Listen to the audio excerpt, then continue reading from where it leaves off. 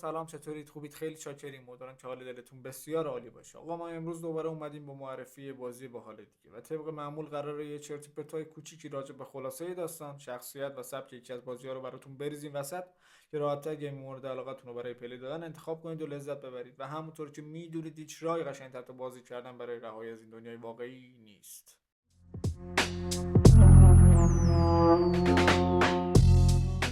آقا بازی که قراره خدمتتون توضیحاتی راجبش داشته باشم یه بازی باحال تو سبک RPG توی محیط اوپن ورلد با ویژگی نبردها در قالب سوم شخص قرار داره. این بازی چیزی نیست جز Red Dead. Listen to me. We don't want to kill any of you. But trust me, we will.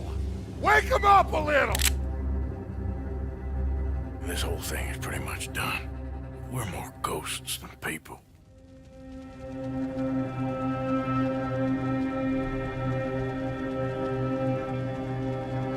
You have got to keep faith. They will not crush us. آقا بازی که خدمتتون معرفی شد در دو نسخه و نسخه اصلی اون در تاریخ 2010 توسط شرکت راکستار کشور آمریکا ساخته شد.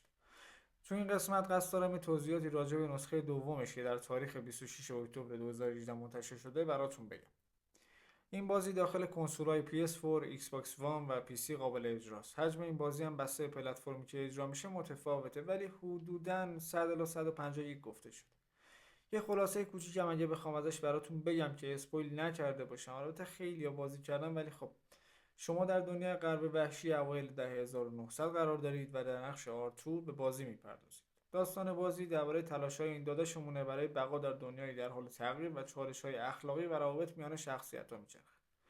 و با یه تعداد تصمیمات مواجه میشید که بر سرنوشت خود و دیگر اعضای گروه تاثیرگذار خواهید بود. بخوام خیلی عامیانه بگم داخل یه محیط اوپن ورلد با کلی مأموریت‌های اصلی و فردی قرار دارید و میتونید از تقابلتون با تعداد زیادی از گنگسترهای غرب وحشی لذت ببرید. خلاصه اینکه بازی رد تجربه باحال و جذاب، حتما این بازی رو امتحان کنید و لذت ببرید.